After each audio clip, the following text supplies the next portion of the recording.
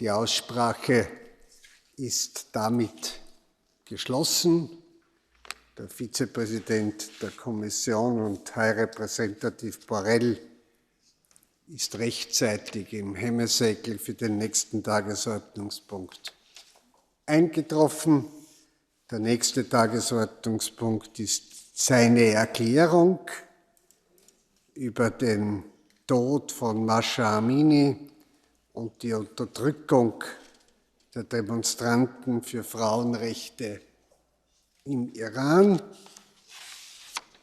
Und wenn Mr. Borrell seinen Platz eingenommen hat, dann darf ich ihn auch gleich umgehend an das Rednerpult bitten, aber ich gebe ihm noch einige Sekunden Zeit, durchzuatmen.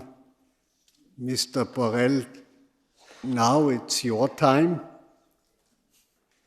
and if you are ready, the floor is yours.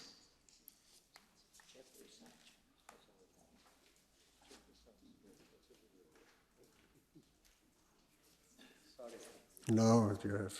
Excuse me, President. Excuse me, honorable members. I was running from one phone call to one meeting, but here am I. Sorry for being late.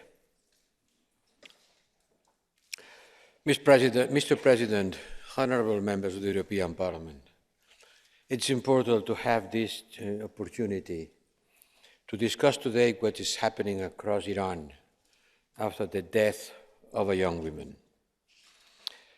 Mahsa Amini was arrested by the police and appeared dead, was killed during his arrest in the police station.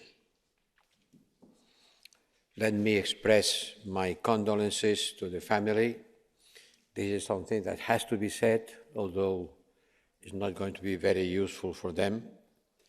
Also, let me express our admiration for the demonstration, mainly women and men also across Iran, protesting by her killing and the repression that they have suffered that has cost tens of people killed. These are facts. They are not opinions. These are facts. On the streets of Iran, the repression of the demonstrators has left behind tens of people killed. Mahsa Amini was only 22 years old. She was visiting the capital of her country. And the morality police, even the name morality police sounds bizarre to our ears, detained and mistreated her simply because of her headscarf, and she ended up in hospital where she died shortly after. These are facts.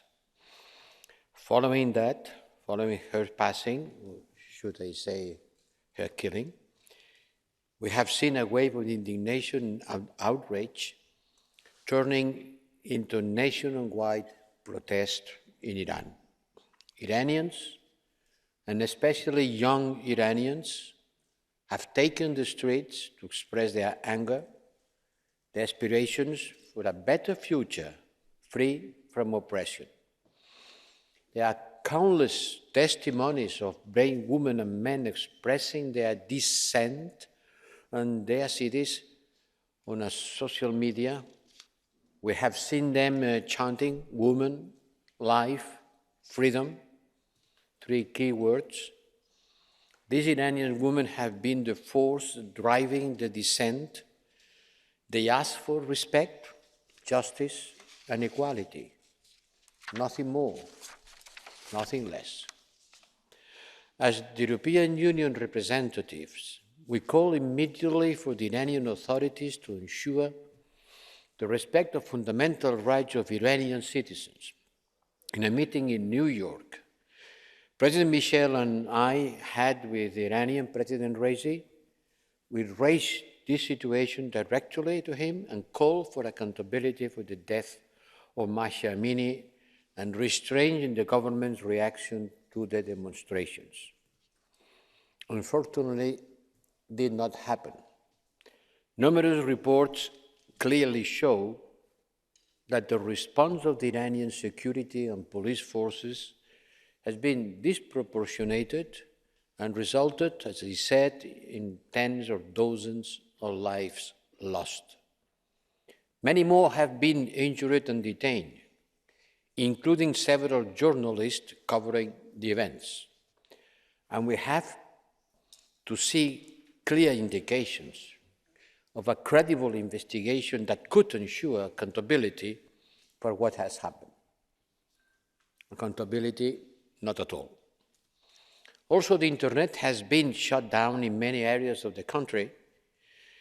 Iranians and the world lost access to information about what was happening there, as well as the opportunity to use online platforms to express their dissent, which is another deliberate violation of freedom of expression in the country. I think it's important here at the European Parliament to show a strong and united reaction by the European Union.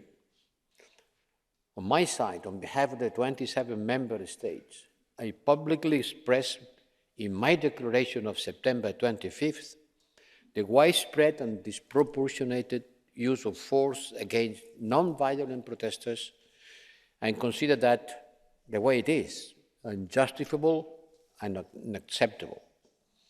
People in Iran, as anywhere else, have the right to peaceful protest. It's as simple as that. And it's clear that this right has not been ensured. Together with the member states, we will continue to consider all the options at our disposal, including restrictive measures, to address the killing of Mahsa Amini and the way Iranian security forces have been responded to the demonstration. I will raise this at the next Foreign Affairs Council with my colleagues. And when I am saying restrictive measures, I am using the wording of the treaty, because in the treaty, you will not find the word sanctions. The only thing that you will find in the treaty is restrictive measures. And that's it what I am talking about.